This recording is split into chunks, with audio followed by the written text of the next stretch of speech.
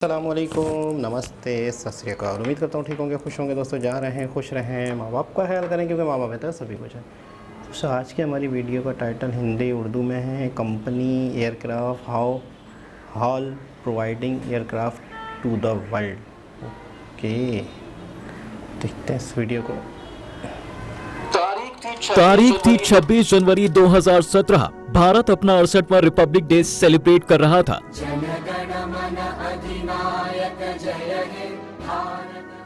हर बार की तरह इस बार भी भारत के हर राज्य की कुछ खास चीजें दुनिया के सामने रखी जा रही थी और इस बार मेन गेस्ट थे अरब देश के क्राउन प्रिंस शेख मोहम्मद बिन जायद। लेकिन इस परेड में लोग एक चीज का बड़ी बेसब्री से इंतजार कर रहे थे, क्योंकि देश की एक बड़ी ऑर्गेनाइजेशन एक ऐसे लड़ाकू विमान को इंट्रोड्यूस करने जा रही थी जिससे टक्कर लेना दुश्मनों के लिए उस समय मुश्किल ही नहीं, नामुमकिन था। हवा से भी तेज स्पीड से चलने वाला ये फाइटर एयरक्राफ्ट, जिसकी स्पीड 780 किलोमीटर पर आवर थी, और ये दूसरी कई वजह से भी खास था। पहला तो ये कि इसे बनाया था भारत की ही एक कंपनी ने, और दूसरी बात ये कि ऐसा पहली बार ही हो रहा था कि जब इतना हाईटेक फाइटर जेट को भारत के अंदर इंडिजीनियसली बनाया गया हो। लेकिन सबसे बड़ा सवाल कि आखिर ये जेट था कौन सा और उस ऑर्गेनाइजेशन का नाम क्या था जिसने ये कारनामा किया था, बताते हैं आपको आज की इस वीडियो में।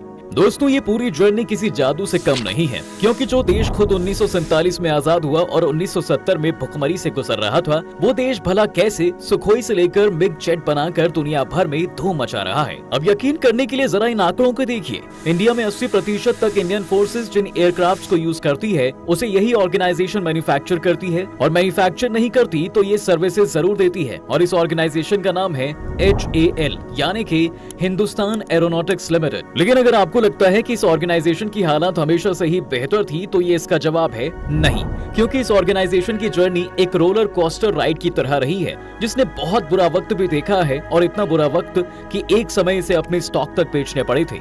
जहां एक समय अमेरिका और इजराइल एयरक्राफ्ट्स की मार्केट में दुनिया भर में तेजी से ग्रोथ दिख रही थी, वहीं दूसरी तरफ HAL अपने डेली टारगेट्स को भी अचीव नहीं कर पा रहे थे। और इतना ही नहीं, एक समय ऐसा भी था जब HAL अपनी एम्प्लॉय को सैलरी तक नहीं दे पा रही थी। लेकिन इसके बाद कुछ ऐसा होता है कि इस ऑर्गेनाइजेशन की काया ही पलट गई। यहाँ देखिए 2022 से 2023 के फाइनेंशियल ईयर में कुछ ऐसा होता है कि HAL का रेवेन्यू अब तक के सबसे ज्यादा प्रॉफिट को हिट कर रहा था, और मार्च 2023 में HAL की ऑर्डर बुक 82,000 करोड़ का आंकड़ा दिखाती है। इतना ही नहीं, 2024 में HAL के पास 48,000 करोड़ के मैन्युफैक्चर ऑर्डर्स और 17,000 करोड़ के स्पेयर ऑर्डर्स का पूरा चिट्ठा तैयार है। और तो और 10 रुपए वाले फेस शेयर के स्टॉक के बदले 40 रुपए का डिविडेंड पे, यानी कि सिंपल भाषा में बोले तो प्रॉफिट रिसीव हुआ है। और ये आज इंडिया की सबसे बड़ी पब्लिक सेक्टर डिफेंस कंपनी बन गई है। और भी बहुत कुछ है इस वीडियो में जानने के लिए कि आखिर कैसे जो कंपनी अपने एम्प्लॉयज को सैलरी तक नहीं दे पा रही थी, आज दुनिया भर को एयरक्राफ्ट्स एक्सपोर्ट कर रही है। लेकिन इन सबसे पहले आपके लिए जानना बेहद जरूरी है कि आखिर किसने, कैसे और किन हालातों में HAL को इंडियन फोर्स के लिए एयरक्राफ्ट्स बनाने की जिम्मेदारी सौंपी थी। अब यार ये सब आपको जानना है तो आपको उस दिमाग के बारे में भी जानना जरूरी है कि जिसने HAL को बनाने में अपना योगदान दिया। सो हु इज हीराचंद दोषी? देखिए, बालचंद हीराचंद दोषी भारत के फ्यूचरिस्टिक बिजनेसमैन थे, जिनका जन्म 23 नवंबर 1882 को महाराष्ट्र के एक छोटे से गांव सोलापुर में हुआ था।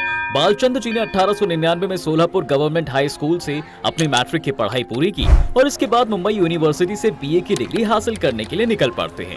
अपनी ग्रेजुएशन की पढ़ाई पूरी करने के बाद उन्होंने अपने पिता के फैमिली बिजनेस और कॉटन बिजनेस में अपना सपोर्ट देना शुरू कर दिया। लेकिन एक चीज जो उन्होंने महसूस की वो ये कि उन्हें फैमिली बिजनेस में कोई इंटरेस्ट था ही नहीं, इसलिए बालचंद ने तुरंत अपना बिजनेस छोड़ दिया, और उसके बाद उन्होंने सिविल इंजीनियरिंग और ऑटोमोबाइल की दुनिया में अपनी इंडिपेंडेंट जर्नी शुरू कर दी। हीराचंद दोषी की सबसे जबरदस्त अचीवमेंट्स में से एक हिंदुस्तान एयरक्राफ्ट लिमिटेड भी है। वो अपने विजन्स और स्मार्टनेस के चलते नई अपॉर्चुनिटीज क्रिएट कर ही लेते हैं। इसके बाद 1940 का वो समय आता है जब हीराचंद ने एक अमेरिकन एयरक्राफ्ट मैनेजर के साथ मिलकर भारत की पहली इंडियन बेस्ड एयरक्राफ्ट कंपनी यानी हिंदुस्तान एयरक्राफ्ट कंपनी खड़ी कर दी। कंपनी ने भारत के एरोस्पेस बिजनेस के डेवलपमेंट में एक अलग ही रोल प्ले किया। सेकेंड वर्ल्ड वॉर के बाद मार्च 1941 में इंडियन गवर्नमेंट ने इस कंपनी की 1/3 हिस्सेदारी खरीद ली, और इंडिपेंडेंस के बाद जनवरी 1951 में हिंदुस्तान एयरक्राफ्ट लिमिटेड को डिफेंस मिनिस्ट्री ने अपने कंट्रोल में ले लिया, और इसके बाद अक्टूबर 1964 में हिंदुस्तान एयरक्राफ्ट लिमिटेड को एरोनॉटिक्स इंडिया लिमिटेड के साथ मर्ज कर दिया,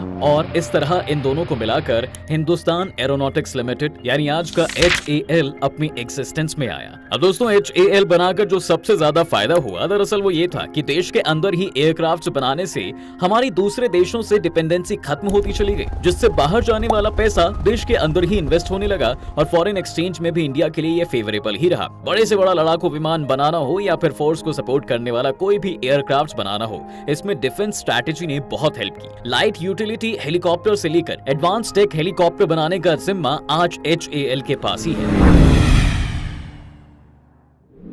What experience does HAL carry?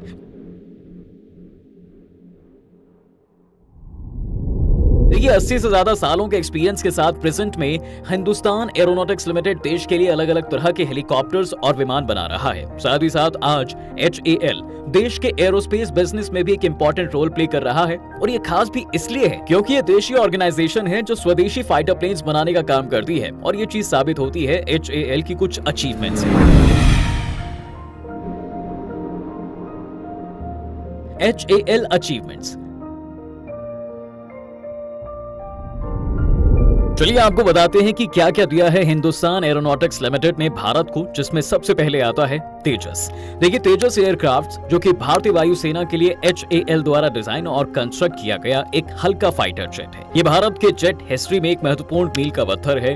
6500 kilogram के इस हल्के फाइटर जेट में इजराइल का ELAM 2052 रडार लगाया गया है, जिसकी सबसे बड़ी खासियत यही है कि यह विमान एक साथ 10 टारगेट को ट्रैक करते हुए हमला कर सकता है।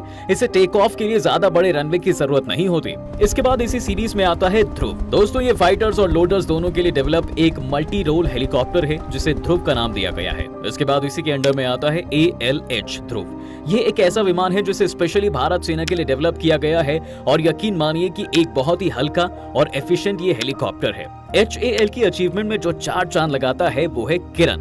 किरण जेट को इंडियन फोर्स में ट्रेनिंग पर्पस के लिए इंक्लूड किया गया है और ये भारतीय वायुसेना द्वारा इस्तेमाल किए जाने वाला एक जेट संचालित बेसिक ट्रेनर विमान भी है।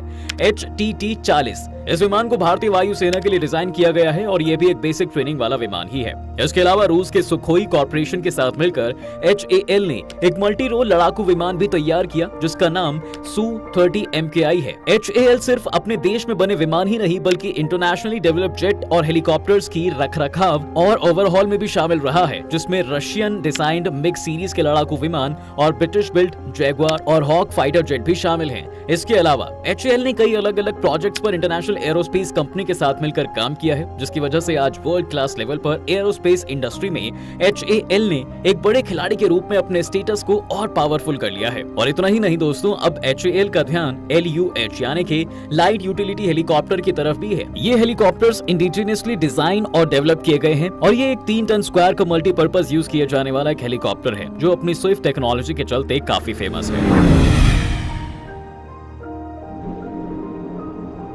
How HAL established Asia's largest factory?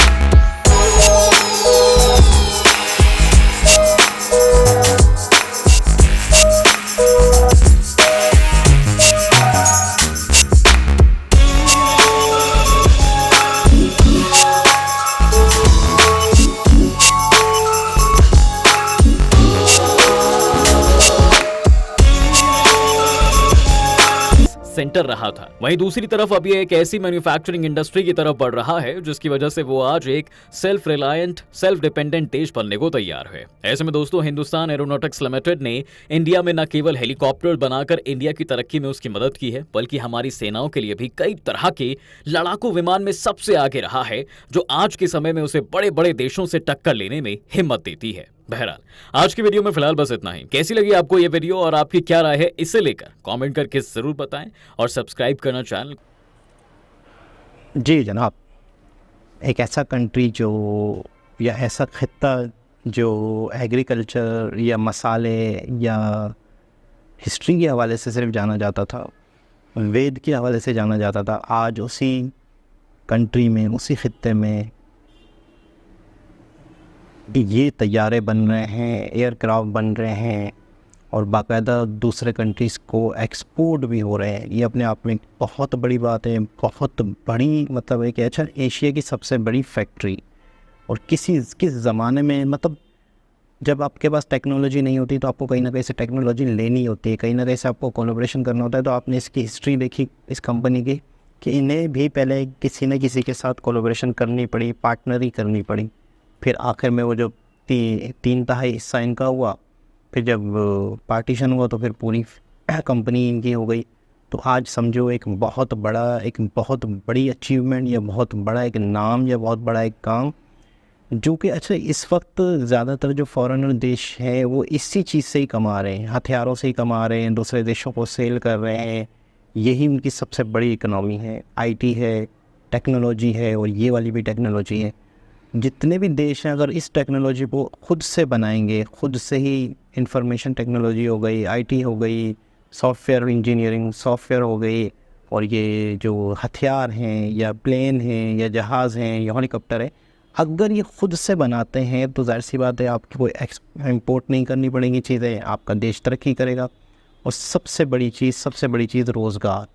जितनी भी कारखाने, जितनी भी फैक्ट्रियाँ जब लगती हैं किसी कंट्री में, किसी इलाके में, किसी शहर में, तो वहाँ के लोगों को रोज़गार मिलता है, वहाँ के लोगों की परचेजिंग पावर बढ़ती है, वहाँ के लोग अपने पैरों पे खड़े होते हैं, मुल्क के अंदर बेरोज़गारी ख़त्म होती है। तो और फिर अगर वही चीज़ दूसरे देशों को सेल होने लग जाए तो यूँ समझ लें कि आपकी उस चीज़ की वैल्यू कई गुना बढ़ जाती है। यानी आपकी चीज़ की क्वालिटी इतनी ज़बरदस्त है कि दूसरे देश इसको ख़रीद रहे हैं और आपके पास फ़ॉरेन रिज़र्व आता है। जब आप कोई चीज़, कभी भी आप कोई चीज़ ख़रीदते हैं तो आप नीचे जाते हैं, जब भी आप कोई चीज़ बेचते हैं तो समझो आप ऊपर जाते हैं। तो ये बहुत बड़ी बात है कि आज ये चीज़ें भी क्यों एक्सपोर्ट हो रही हैं, यानी इंडिया से। तो ये देश तरक्की नहीं करेगा तो कौन सा देश तरक्की करेगा। एक बहुत ही बढ़िया न्यूज़ थी, बढ़िया वीडियो थी। दोबारा किसी और वीडियो के साथ आपसे मुलाकात होगी, जब तक के लिए अल्लाह हाफ़िज़।